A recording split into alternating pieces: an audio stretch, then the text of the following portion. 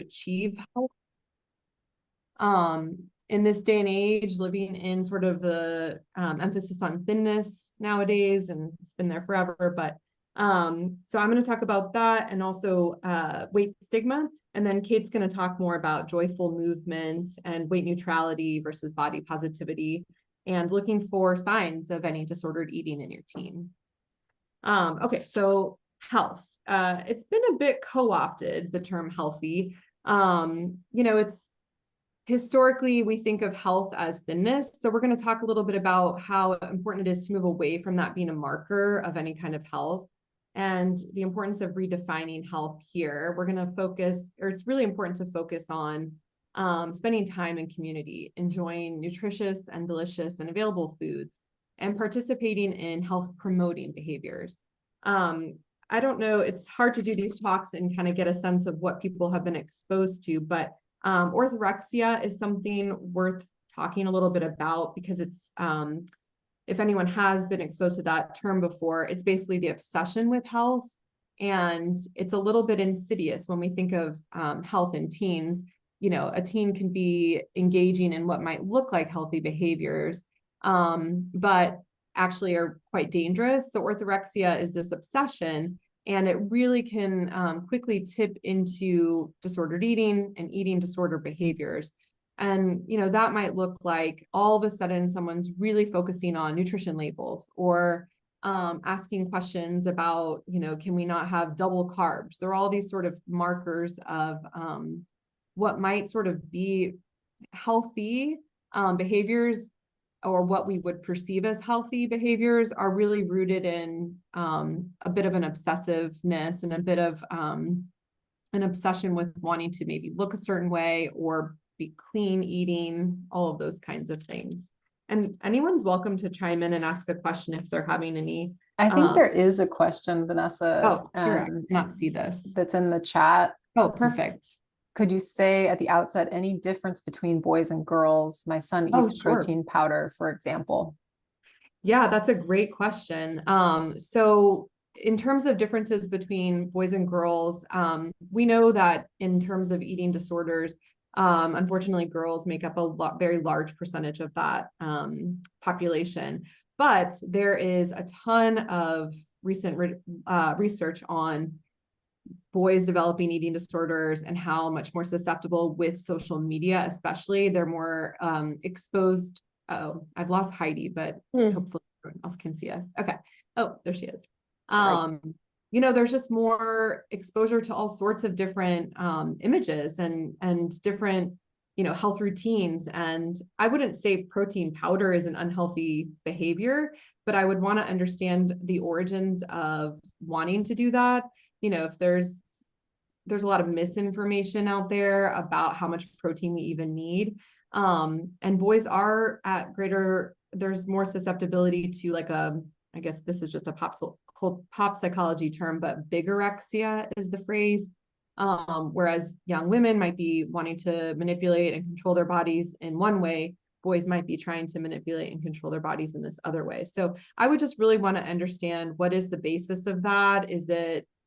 Are they vegetarian? Maybe there's some, I'm not a dietitian, but maybe there's a need for some of that. But, if there's any questions, getting with a dietitian or pediatrician could be helpful in ruling any other issues out. And we're going to go further into some of this as well, but no one marker or factor is an indicator of disordered eating. As clinicians, and we would encourage you all as parents or caregivers to be looking at this through the lens of there are clusters of behaviors that can kind of indicate that maybe a deeper discussion is warranted. But some of these health promoting behaviors can be just that, and really coming from a healthy place. And then if you're seeing them in combination with other symptoms or behaviors, that might be more of something to look into. Yeah, and looking into these behaviors might just mean understanding the intention, like Catherine was saying. And also, I have little ones right now, but I'm sure as they get older, getting a teen to eat breakfast might be hard. So replacing it with something like protein powder, I don't know, could be actually a health promoting behavior, like Catherine's saying. So really understanding the intention is very important. Okay. Just looking at, hopefully I got all of this covered with definition of health. We just want to really be promoting well-rounded definitions of health. It's not how you look, it's all these things. Spending time, engaging with people, and not just, what you eat or how much exercise you engage in. So, we have to face it that we live in a very thin, focused world, and it's been that way forever. We saw like some progress in recent years with body positivity movement, but this sad reality is that we live in a very the diet culture is all around us, meaning that there's a thin ideal. We receive constant messaging around weight, and unfortunately this affects teens. When we think of just being a teen, there's automatically the idea that everyone's watching you. The imaginary audience, I think, comes up, I don't know, when they're about 12 years old or even younger, where all of a sudden you just think everyone is looking at you and judging you. Then you layer in their social media, and the reality is more people might be watching you, judging you, posting about you, or liking or not liking. And it really affects teens and their mental health. And it might not, change any of their behaviors, but the reality is that they're faced with all of these messages all the time.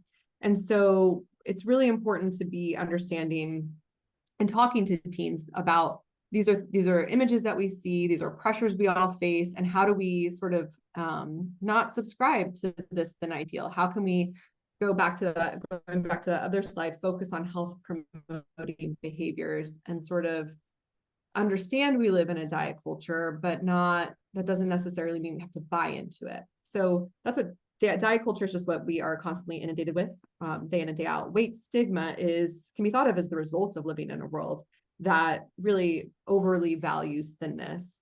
And it just means that we face judgment and criticism based on our bodies, and even discrimination when we're living in larger bodies, that, there's just a prejudice around what it means to live in a larger body.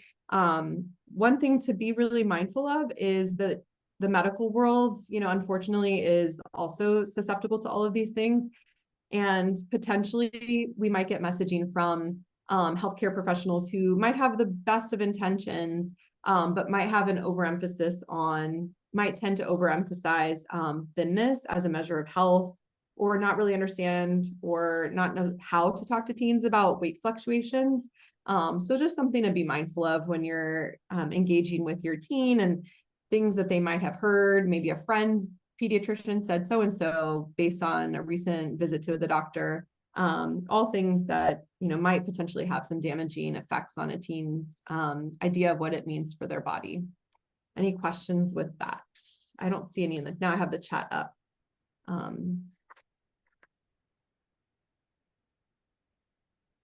Okay, if you have any questions, by all means, let us know, but I'll turn it over to Kate to talk a little bit more about food and other aspects of this.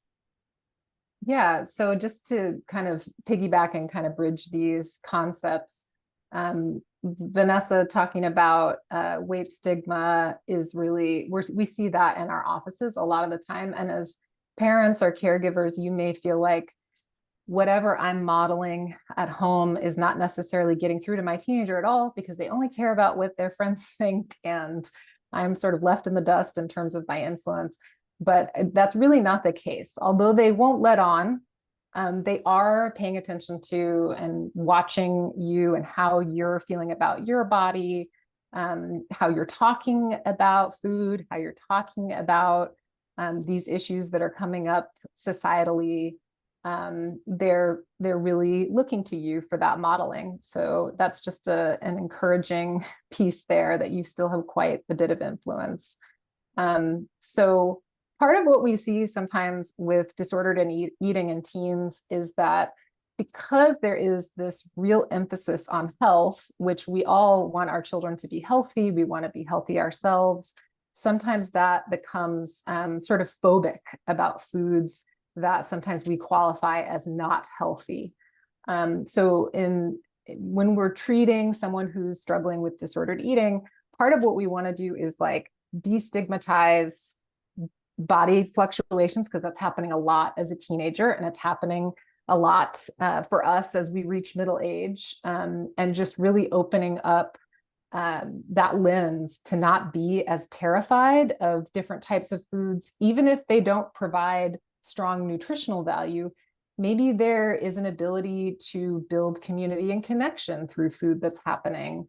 Or maybe certain foods that you're presenting, you're cooking dinner, you want it to be a variety of foods that are nutritious and have lots of vitamins, minerals, fresh foods, and protein, that we as caregivers are thinking about that all the time, but also really not forgetting about the fact that it's important to also incorporate food as a way to celebrate, a way to experience pleasure, even emotional comfort. Those are not necessarily bad things. Obviously, we focus a lot in our diet culture on eating for comfort, and over-reliance on that behavior can look like binge eating, but sometimes we are emotionally comforting ourselves with food, and that's not necessarily a terrible thing.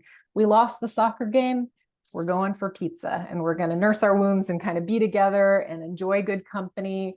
Or we're celebrating, mom got that new job, we're going to go get some ice cream to celebrate, or just birthday parties and things like that. Sometimes when you're looking at food and our relationship with food, you might think things like cookies and cake are unhealthy, but in our world as disordered eating clinicians, sometimes it can be more unhealthy if we're seeing a kiddo who is saying, I don't want to eat the birthday cake at the birthday celebration. That's just as important, incorporating that food exists for all types of purposes, not just nutritional value. Of course, that's hugely important as well, but we're really trying to broaden the lens. Okay, I think I've exhausted myself on that. I know. Oh, there it is. Okay. So this is just a continuation of this idea of healthy food. And I know that my kids are reaching adolescent age, and sometimes, as much as I'm focusing on fresh foods, fresh fruits and vegetables, and good protein and carbohydrates, also for me mentally, sometimes convenience foods are the healthier choice for me. And convenience foods can be cereal, they can be canned beans, they can be frozen vegetables. These are foods that are easily accessible to us, and they are all in the category of being healthy, in addition to, as I was describing, those fresh fruits and vegetables that you're getting at the store.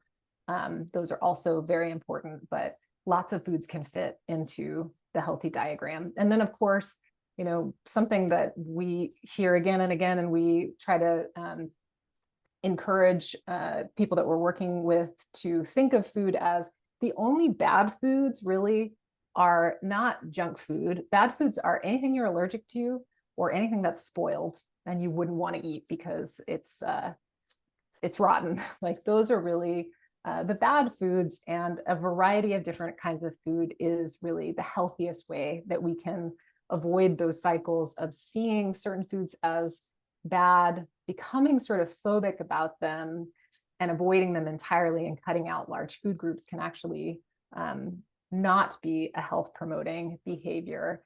And then in addition to that, if we're have an over reliance on certain foods, we may have shame associated to those foods that we really want to destigmatize.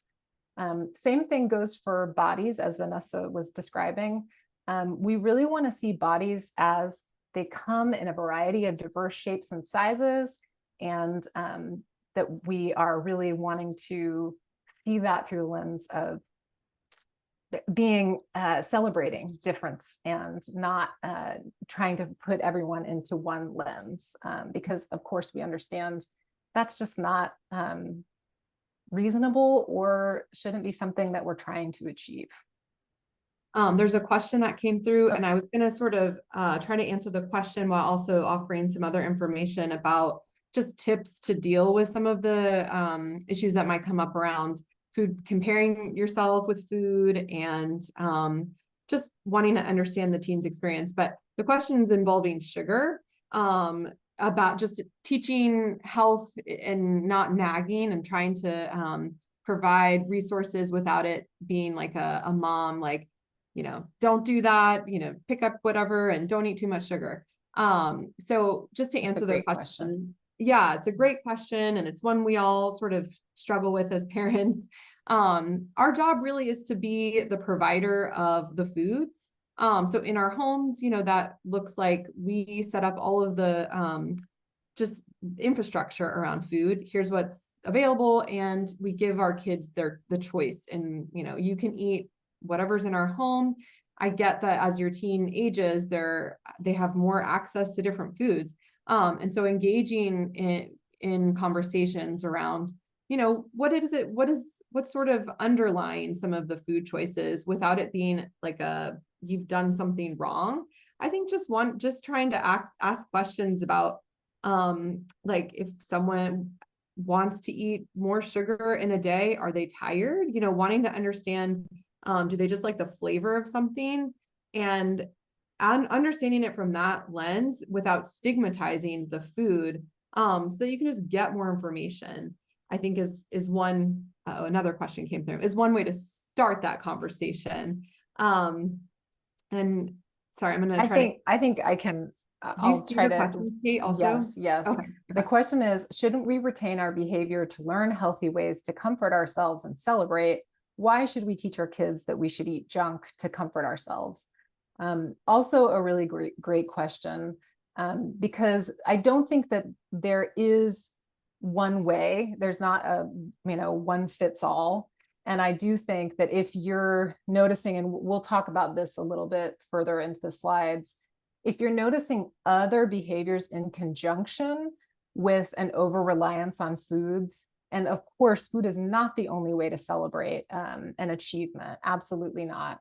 But it can be sort of a superconductor for connection. This is societally, culturally, food is very important to us as humans.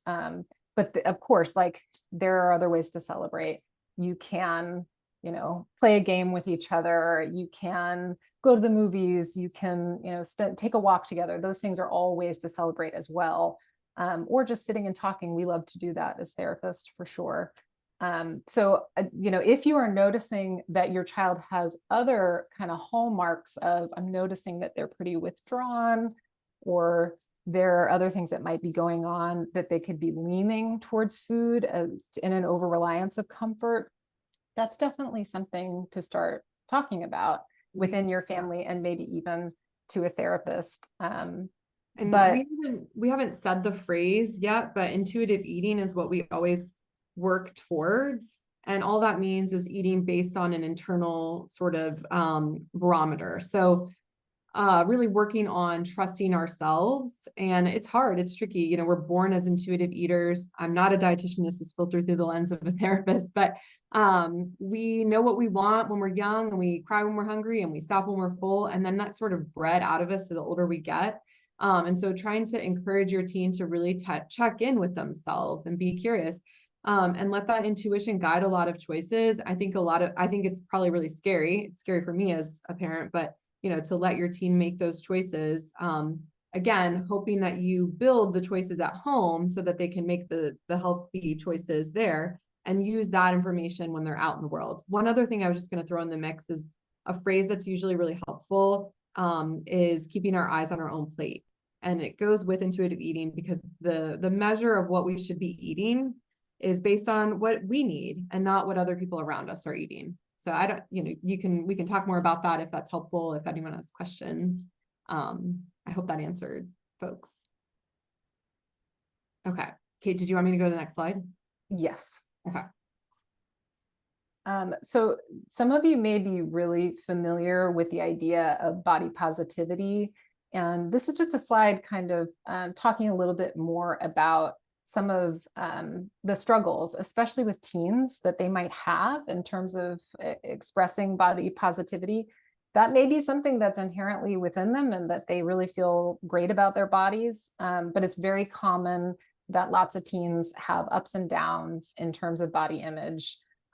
So body positivity is the idea that people really deserve to feel positive about their body image, love their body kind of unconditionally, and that no matter what society says about our bodies or the influence of society, we are still feeling positively about what our body looks like. Body neutrality, on the other hand, is a little bit more that our self-worth is not necessarily dictated by what our appearance is. So it's a little bit more, again, of the neutral lens. And this can really be helpful in working with teens, especially if they're struggling with their body image, because body positivity can sometimes feel like I'm having to put that on, or I'm having to sort of sometimes pretend as though I feel that way about my body, or maybe all the time, rather than there's a fluctuation in my feelings about my body from week to week, sometimes minute to minute. And obviously lots of hormones in there kind of helping to make that more difficult. So this is the idea, body neutrality, that you really don't have to love or hate your body. You can just kind of exist in your body and allow it to be the thing that lets you do things physically that you want to be able to do, move your body in ways that makes you happy, and be kind of proud of your body for the things that it can provide outside of appearance. And one thing, just to, Kate mentioned modeling behaviors. Modeling body neutrality is really useful. And, it's hard in our culture when there's so much judgment around bodies. And so, we're catching ourselves saying things about our bodies, and moving more towards, gosh, I'm feeling grateful for my body being able to walk, or like trying to move towards functionality in our bodies, not what it looks like. And just modeling some of that dialogue internally really does rub off on teens. Kate, did you want me to go to the next slide? Yes, I think I'm looking to see if there were any questions, but it doesn't look like it. So just going to restate that no one issue that comes up with a teen is necessarily a sign of disordered eating behaviors. But if you're noticing a few of those behaviors happening at once, and also listening to that kind of instinct, that caregiver instinct that we have, that says that something might be amiss, there's no harm in listening to that and having a deeper conversation. So these are things like, again, body insecurity is going to be really common for a lot of teens and doesn't necessarily indicate disordered eating or an eating disorder. Excessive exercise, again, could be that is that's situational, that they have something coming up, a meet, or there's something that's driving that outside of disordered eating. Avoiding eating or binge eating, if you're noticing those behaviors, skipping meals or eating in secret. A significant weight fluctuation that you're noticing, that maybe your child has lost or gained a larger amount of weight in a short period of time, that is something to kind of bring into the pediatrician visit, or schedule something to kind of see, look beneath what that might be indicating. And of course, depression, anxiety, any new food rituals or frequent dieting, and fear of weight gain. Those are all signs that something could be going on a deeper level for your kids, and getting some resources for yourself, or talking to them, connecting with them, and voicing some of the things that you're seeing can be a great way to just start the conversation and see if there is something that is indicative of more disordered eating. And we're happy to share our slides if that's useful. Again, the intuitive eating we didn't put that on the slides explicitly, but if anyone has any curiosities about digging deeper, that's a great skill to look up and talk to your teen about, is trying to access that intuition when there's so many things around that kind of can take us out of it. I think that's on the next slide, maybe. Oh, sorry. Oh, yeah. We're brilliant. We knew it. So I think, to go back to the question about sugar, our job as parents is to provide the food, right? Like, we have the pantry stocked, we're providing meals, And in large part, it is the kiddos' choice what they are consuming. Now, sometimes, again, as we were stating, if you're noticing that there's an over-reliance on one specific type of food versus a variety of different types of food, then that could be indicative of there's something happening that's a bit disordered. If it is a situation where, we've been traveling for the holidays, or we're doing a ton of sports events, and there just seems like we're going to fast food restaurants left and right. Maybe that is more of a situational environmental moment in time, but maybe it's a deeper discussion. But oftentimes, like, what we ask parents to do is to really listen to their intuition, see what's coming up, what feels like their spidey sense is telling them.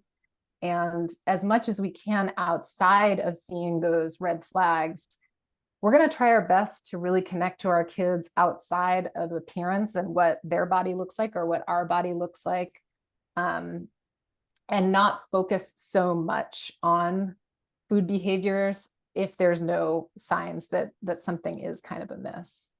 Yeah. And movement too. Mm-hmm. Mm-hmm. Yeah, hopefully that, I think, yeah, we have our email addresses here. This is just such a snapshot of the work we do. If you have any questions, feel free to let us know. And again, we're trying to cover a lot in a very short period of time. So we hope we didn't use too many scare tactics. But just being here is super great and helpful for your team, just to know that you're thinking of all these other ways of supporting them beyond academics. So thank you so much. Thank you for your time. That was very interesting. And I mean, since a boy, it's a little, he's interested in bulking up, but I don't want him to bulk up too fast. But you gave me some good strategies. So thank you. Oh, good. Thank you so much. And there's another question that came up about excessive exercise. I think it's really about, are they able to maintain their exercise level with their nutrition? If you have any concerns about that, making sure you're asking the pediatrician about their growth chart, if they're falling off of that. I mean, teens can be involved in sports and lots of movement, and as long as they're making sure that they're getting their needs met nutritionally, and understanding the origins of that behavior. If it's because they really love it, then I don't think there's anything wrong with it. If it's because they feel like they have to in order to look a certain way, that might be a moment of really tuning in. So as far as what would qualify for excessive exercise, I think it depends on their nutrition and the intention. And the quality of life kind of around that as well. Like if it's a kid who really, Vanessa's a former athlete, she knows that if it's a kid who really loves movement and they love their sport, obviously like that's something that you want to encourage, and keeping up with their nutritional needs when they're moving their body to such a great degree can be challenging. And also just making sure that you feel like they have time for school stuff, for hanging out, for being with friends, spending time with the family. Not in your junior year. Maybe and he grew like a foot. He grew a foot. He's 6'4" now. So he just he just needs a lot of calories. But he was very skinny and he wanted to bulk up, so have muscles. Charles Atlas. I don't know.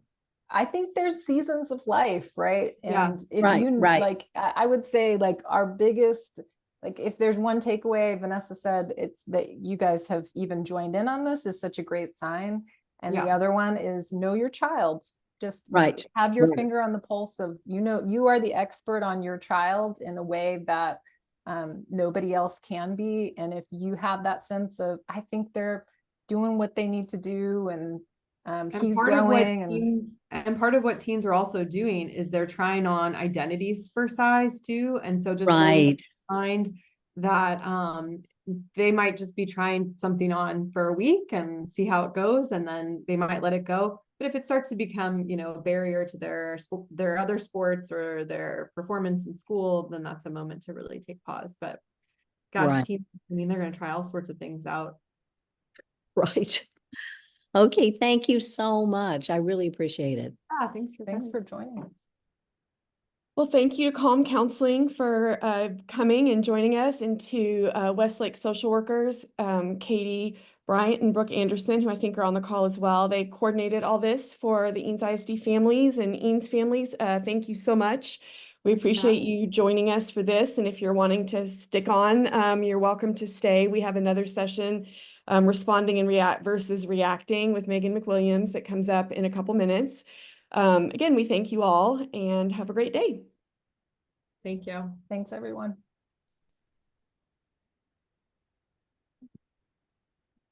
Okay. That was great, you guys. Heidi.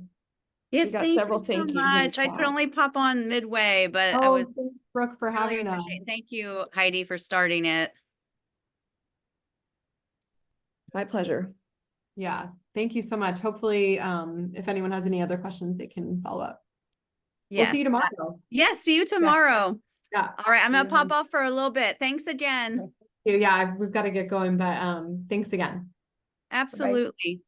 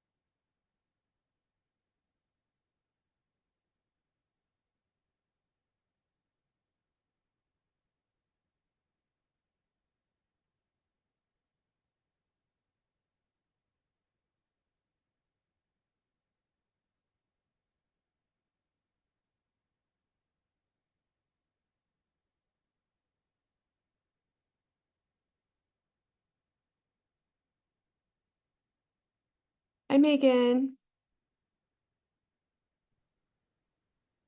Hi. It's nice to meet you. I'm Heidi Sauer, Director of Counseling. Nice to meet you as well. Thanks for having me. Of course, thank you for being here. We're still letting in a couple people. Great.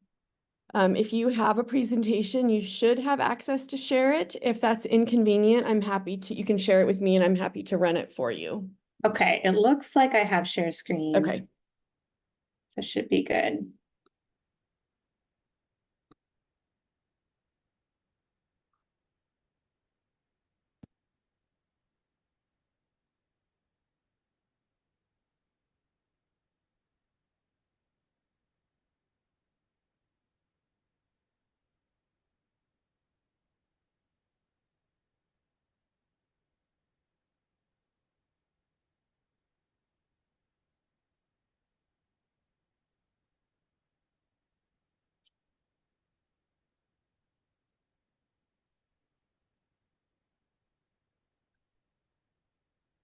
You'll let me know when we'll go ahead and get started, or should I just go I'd ahead? say we could give it a minute or so. We're right on time right now.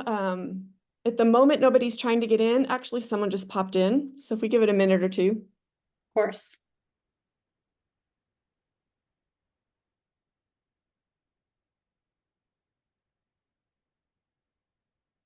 And it looks like this is set up that I get all the chat messages. So what I was doing in the last presentation was just copying and pasting into your chat.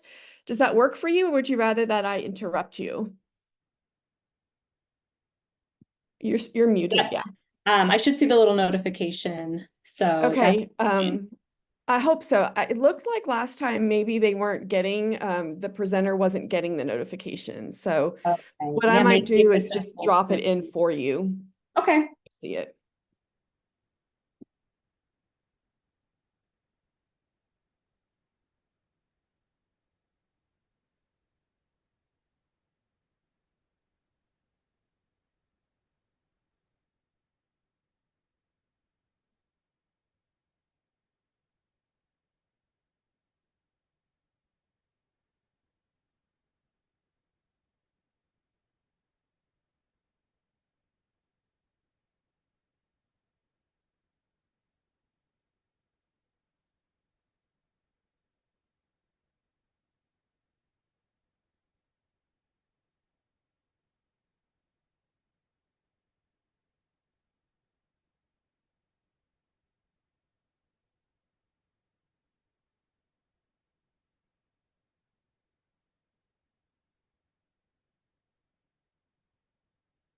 I think you're welcome to start whenever you're ready. And you can introduce yourself and I will keep adding people as they're in the waiting room.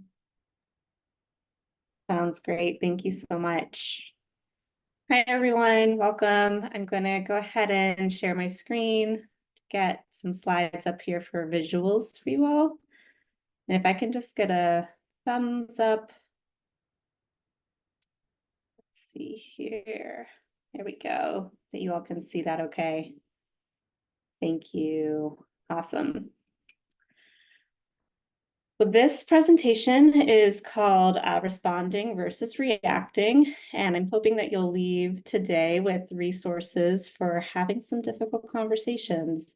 As a therapist, this is something I have learned how to do, but understand that most parents don't get the same sort of training, and it can be really helpful to seek out resources. So just wanted to first off, thank you so much for being here and for taking the time to be open to learning something about yourself and about your teens.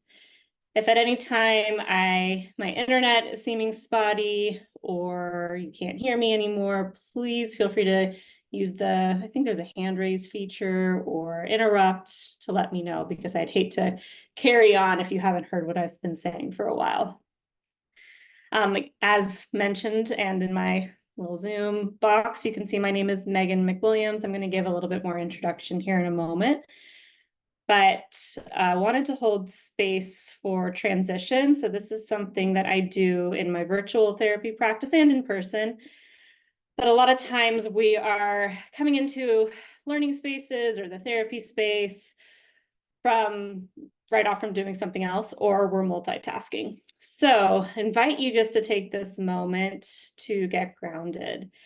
I forgot to mention on the first slide, just as a disclaimer, I'm currently 35 weeks pregnant. So if you hear me taking some pauses and some breaths throughout, talking for 30 minutes is definitely a strain on my already strained diaphragm. So just know that's what I have going on for me over here. So we'll go ahead and get started with our grounding practice. So this invitation is to practice a specialized breathing technique called back breath. Oftentimes when we're learning about belly breathing or deep breathing, we're focused on the front of our body, expanding and contracting on our inhales and exhales. But our rib cage is actually moving from all directions when we take a breath and focusing on the back of the body. So whether you're sitting in a chair, a couch, your car, anything at all that you can feel that support on your back. And if you're sitting somewhere where you can't feel your back, you can put your hands on the back of your body as you breathe. And I saw something come through the chat, so let me just check on that real quick. Where did my little chat bar go? There it is.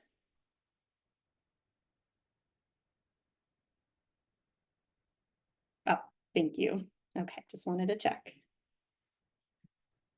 And grounding, a little bit about grounding. Grounding is a term that gets thrown around in a lot of yoga classes and in the therapy world a lot, but what it truly means is getting connected to the feelings of support that are around you, whether that's the physical earth beneath you.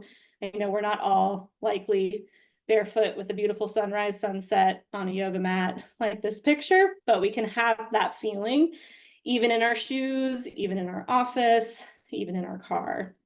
Getting connected to the supports that are around us can bring us back into the present moment. Oftentimes our mind is drifting into the future or lingering in the past, and bringing yourself to the present moment can be really such a gift. So as we enter into this presentation, it's great to take a little bit of time, especially if you were listening to the presentation before, you might have a lot of information in your mind. So take this opportunity just to be here and now. I invite you to take a break from the screen. So whether that's eyes closed or finding a soft gaze point, and if you can, having your feet touch the earth or floor beneath you. If that means scooting up in your chair, you might need to lean back then in order to feel the support for your back. And again, always you can bring your hands to your middle as well. We'll just start to notice the natural inhales and exhales of our own body as they come in and go.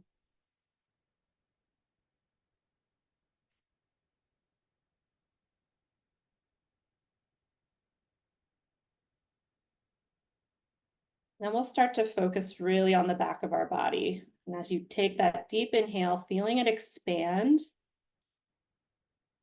and press into the support behind you, whether that's your hands or your chair, or your couch. And releasing on the exhale. 2 more rounds. Feeling that full expansion of your rib cage, that support behind you, support beneath you. Exhale, letting it go.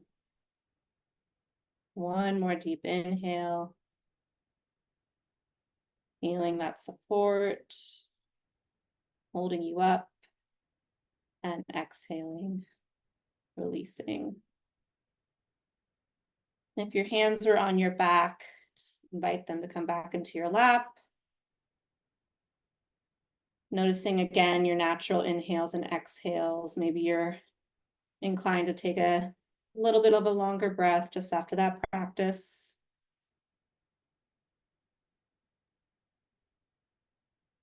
And when that feels complete for you, you can go ahead and bring your focus back to the screen. Maybe blink your eyes open if they were closed. And just notice if anything feels different in your body at all. Any little shift counts. And this is a practice that I hope you can use anytime, but especially as we prepare for, or we're usually unprepared for difficult conversations. They usually come out of the blue, but maybe not. But we can keep it in our back pocket to have when we need it. So a little bit about me. My name is Megan McWilliams. I'm a licensed clinical social worker here in Austin. I have a background in public health, and I'm also a registered yoga teacher. So I really believe in bringing the full experience of the human into therapy, which includes the body. So I'll often ask clients and teens that I've worked with, like, how does that feel in your body? They kind of probably eye roll every time I ask, but I find that really useful to build that connection. And that's something we're going to talk about today. I spent over 12 years in the school system, and I still do some work with schools. I was a high school on-site social worker for integral care for over a year, and have worked with teens in various capacities throughout my school social worker career. I've had many different roles, and also have a really soft spot for that middle school age as well. So if you're parenting multiple ages, I understand that it can be challenging, but I hope that this presentation can speak to any age, especially teens, but little ones as well. Couple, just so you know who I am. I'm a mom. I have a 3-year-old, one on the way, as I mentioned. So I know life is about to get doubly interesting for me. I'm a wife. That's also a role and identity that has shifted with motherhood, and something I'm constantly exploring as I grow and change. I'm a therapist, so I have a private practice here in Austin, and I do some community work with schools as well. I'm a forever student, love learning. I thrived in school, was a really great Gold Star kid, and I still enjoy learning. So I'll be sharing a little bit about my passion for the brain and neuroscience here in this presentation, and I hope you can learn from that as well. I also appreciate everything I learn when working with teens and with young people. They teach me so much about the world and about themselves.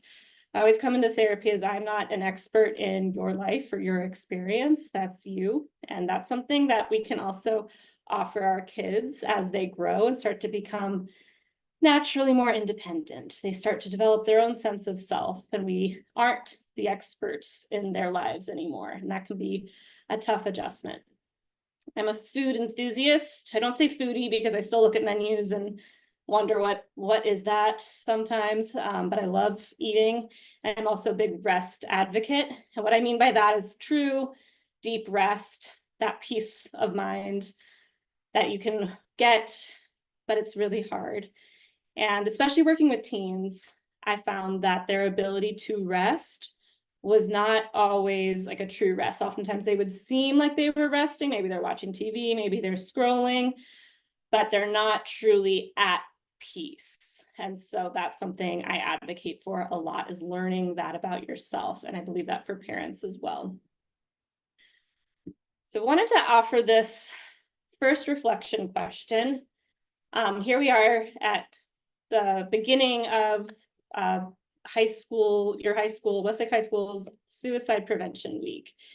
And that topic in and of itself can bring up a range of emotions. So I wanted to offer this reflection, and if anyone is open to sharing either in the chat or in unmuting and sharing, I'd be open to hearing that as well. But truly, how does this topic make you feel? I have some assumptions here on the slide, but please feel free to chime in if it's different for you. So the topic of suicide prevention, how does it make you feel? About a minute of time just to see if anyone's open to sharing. I'm not sure either of those or any of those is. I just think I need to be cognizant of it because one of my daughter's good friends committed suicide, and it affected her and still affects her. Thank you for sharing, Cece. I believe it is. Yes. Yeah. And again, my expertise is not in your experience, just an offering of some examples of things I've heard. And I hope your daughter's doing okay and continues to do okay. That must have been really hard.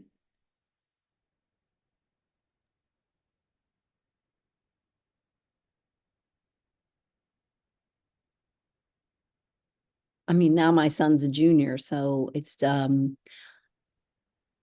I mean, I don't think he's at risk, but necessarily he just kind of minimizes it in a way. He says somebody will do it this year. He just doesn't know who. That must be difficult to hear as a parent too. Yeah. I mean,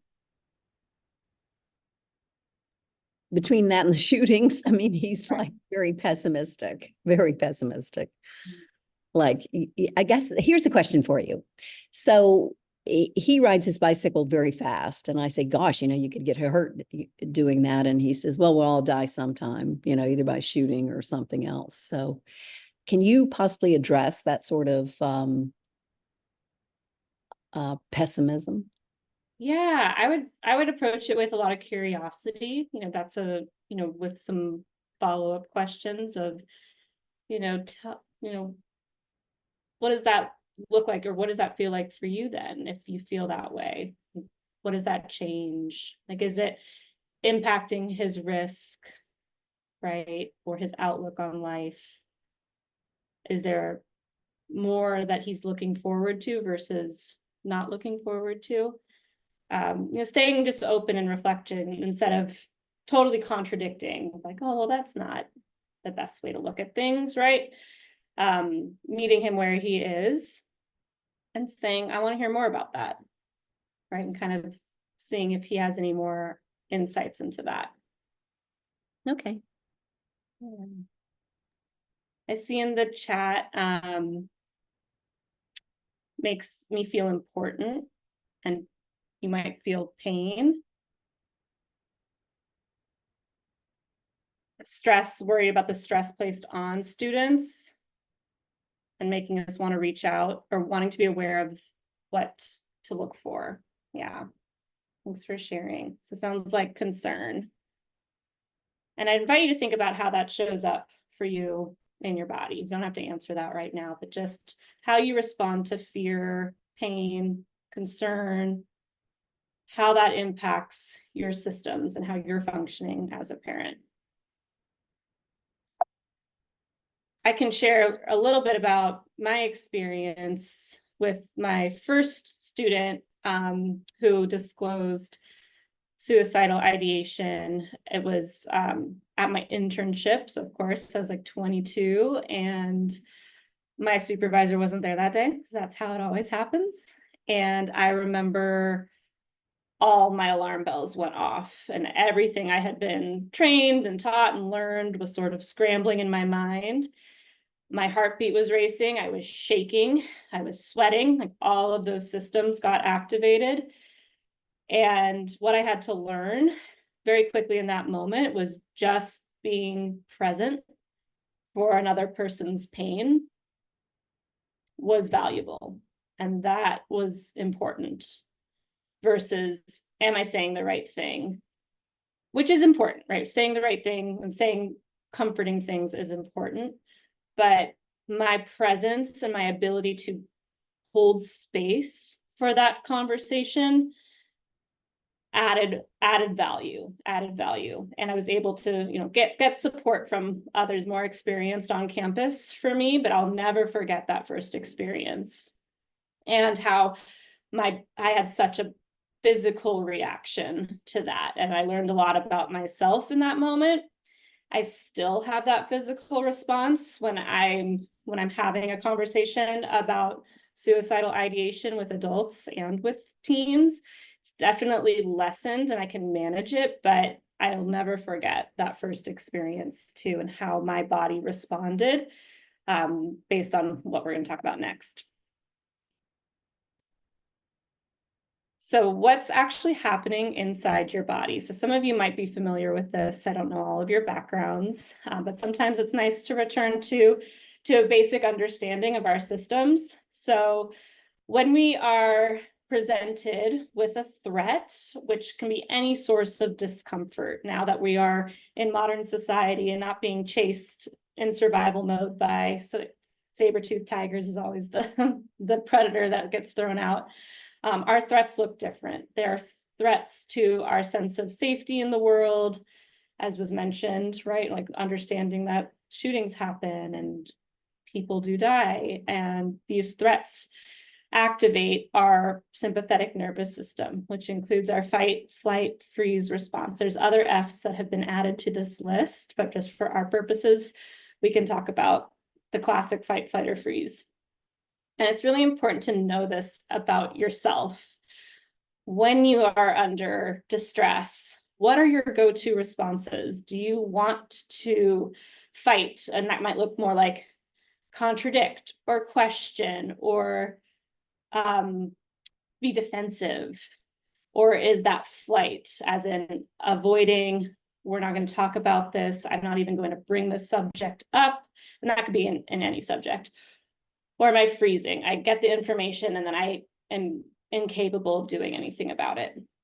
Knowing that about yourself can really be helpful when understanding how we can keep lines of communication open with our teens.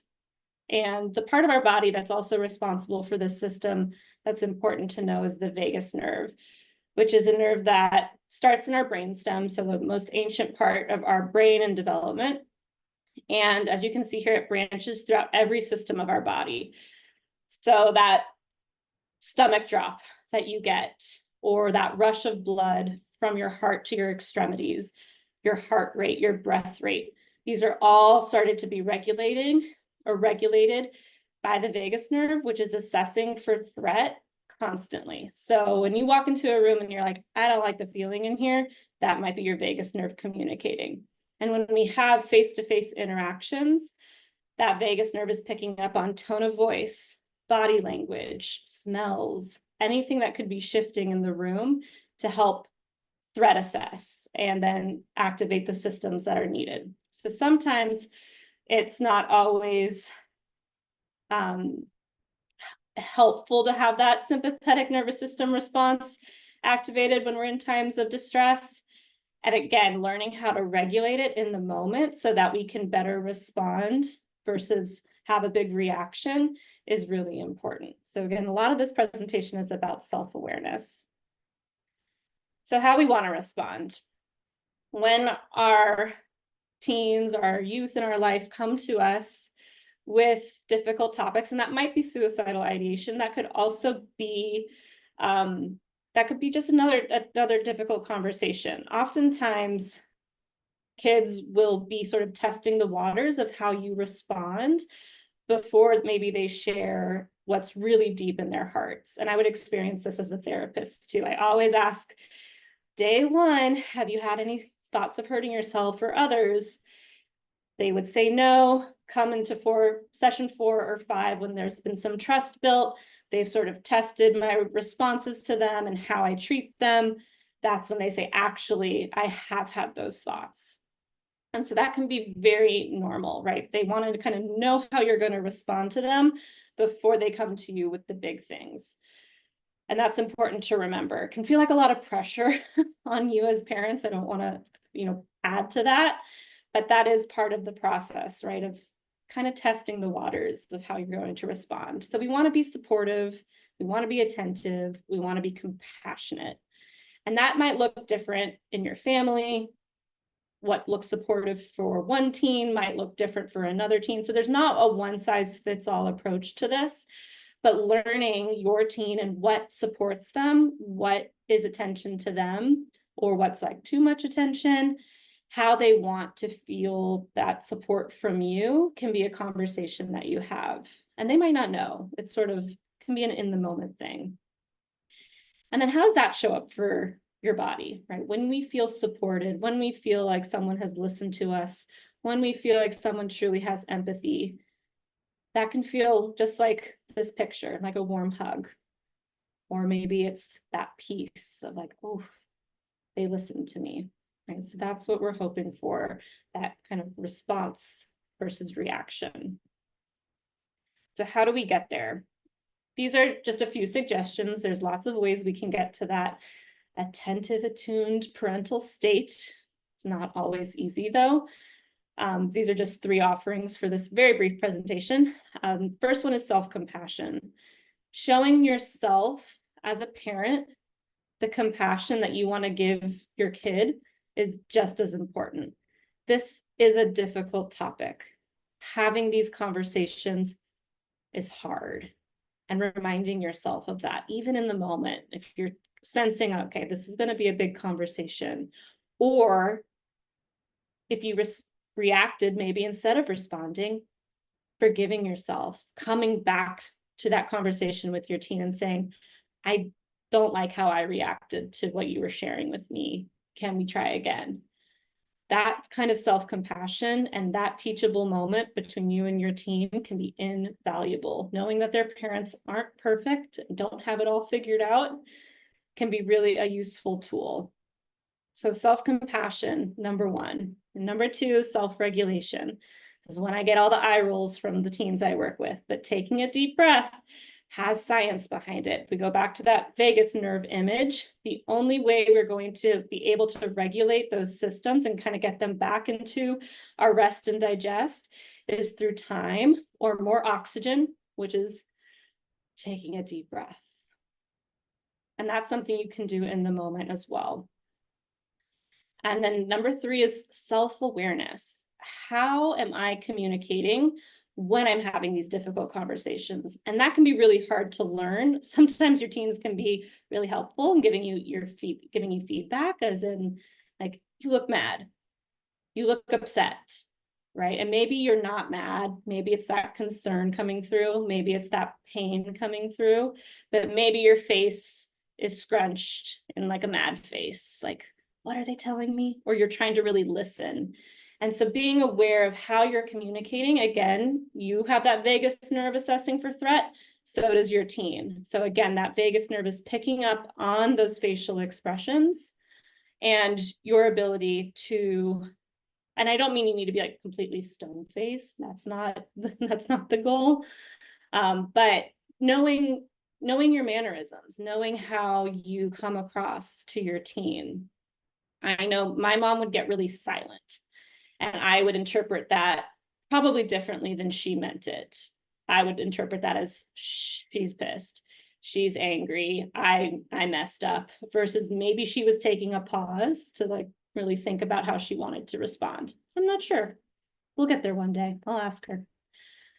But that communication is important, and being aware of your responses, because your kids are hyper aware of it. You are their first teacher. So from infancy, they have been looking to you for how to respond in the world. Again, no pressure, right? So 3 tools for self-regulation, because I think this piece is important. These are things you can do in the moment when you're having a difficult conversation, or say your teen texted you, hey, can we talk later? I don't know if they would do that, but they might. And then you get to prepare for what that conversation might be. So again, taking a deep breath, back breath like we practiced, finding a physical anchor. I like the heartbeat, or counting your breaths on your fingers, keeping you in your body in the present moment. Tensing and releasing. So this is just a mini form of progressive muscle relaxation, where you can make a fist and release, a tight fist and release. This is something you can do under the table, maybe while you're having the conversation or beforehand. You can also do this with your toes in your shoes. These are resources I've provided many teens in the past. And then a room scan. So keeping you again in the present moment, because your thoughts might start to go away from the here and now. So maybe picking a color, looking around your room, finding 3 things that are blue, 3 things that are green, to keep you right here. And that might be helpful if, again, you're preparing to have a difficult conversation, or you have any heads up, which might not be the case.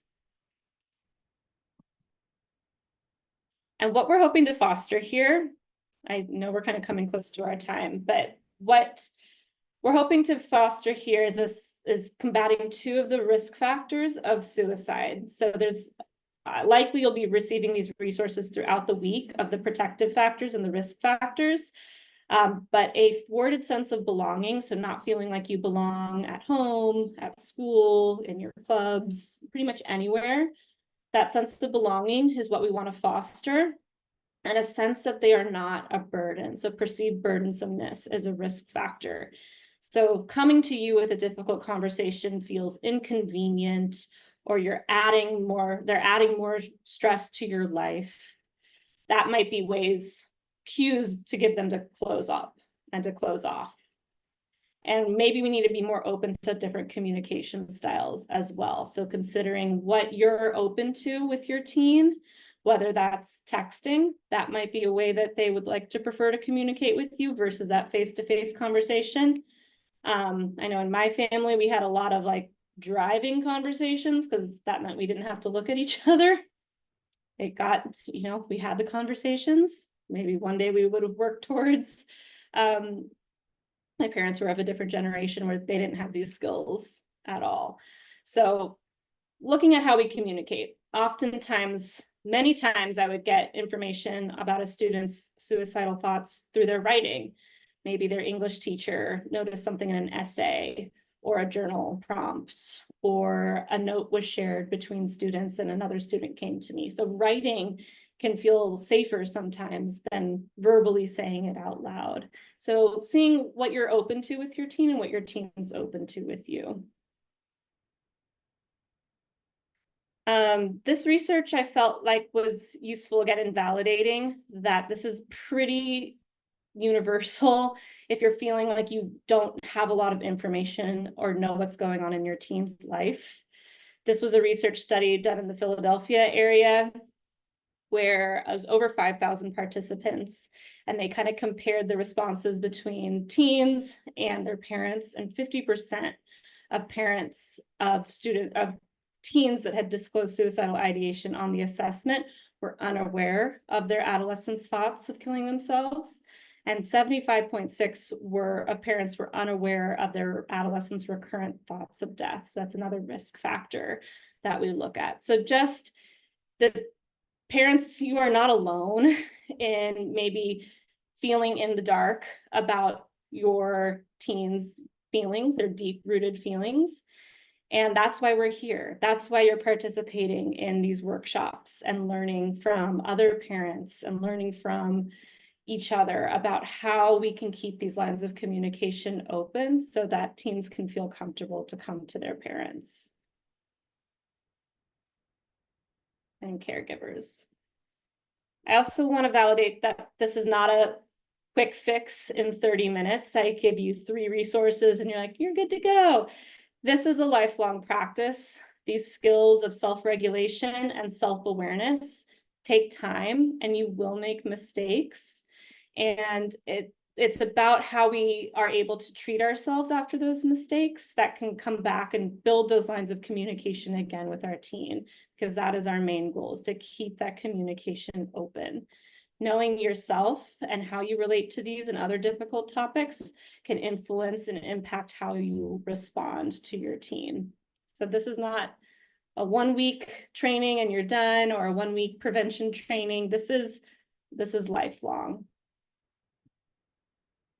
I wanted to provide my contact information. As I said, I'm in private practice here in Austin. I will be going on maternity leave.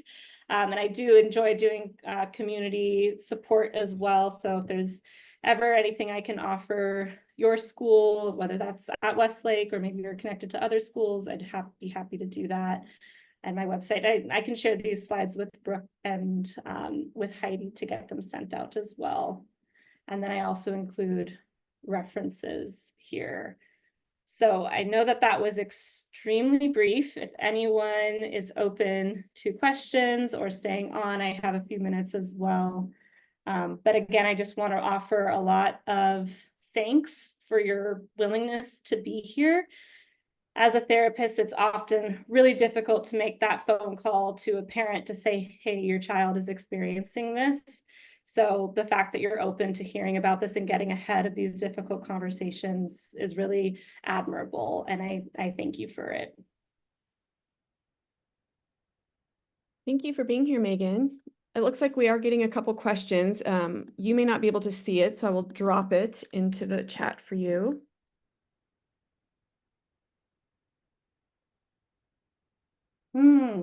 One question, is there a difference in approaching boys versus girls? That's a great question. I don't typically like to generalize because everyone is individually different. So I would say it's individual. versus boys versus girls. You know your teen the best though. So if, again, I would approach it more as like, what is their preferred way of communicating? Are they uncomfortable with that face-to-face interaction? And is it more of a, let's write to each other, or letting them know you can always send me a text about how you're feeling? If they don't know that's an option, they're not going to use it. So telling them what their options are for communicating. Thank you. We definitely appreciate you being here. Oh, here's another question just popped in, saying that it seems to be important not to be judgmental when they're sharing. Yes, thank you for bringing that up. I have that in my notes. Yes.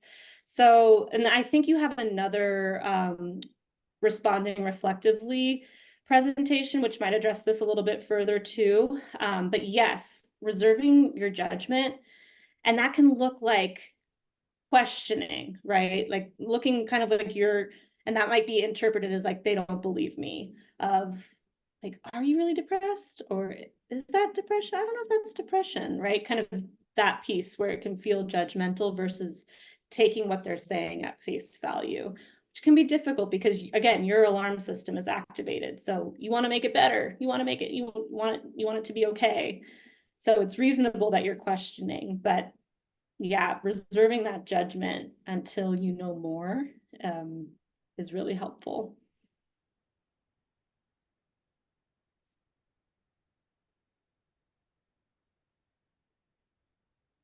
All right, we'll say thank you again to Megan and to Westlake school-based therapists, Katie Bryant and Brooke Anderson, who've scheduled the speaker series for this week. Eanes families, we hope you'll continue to join us throughout the week at noon on this same web link. We appreciate you being here. And also another comment, Megan, for you, just also that it's not to be criticizing the youth for feeling the way they feel. Yes, yeah, absolutely. That unconditional positive regard is a therapeutic practice, but absolutely necessary in the family unit as well. Right, you're getting some thanks in the chat. They appreciate you very much. Great. Well, thank you so much for your time. And I hope Thank wishing you. you all Thank a great rest of your week in this endeavor, because it's really important. Thank you. Thank you. We appreciate you taking the time, Megan. I know Katie was on the Zoom. I think she still is, but we definitely are grateful to you for your time. And I'll get my slides over to you all in a moment here. Sounds great. Okay, thank you. Yep, take care. Bye.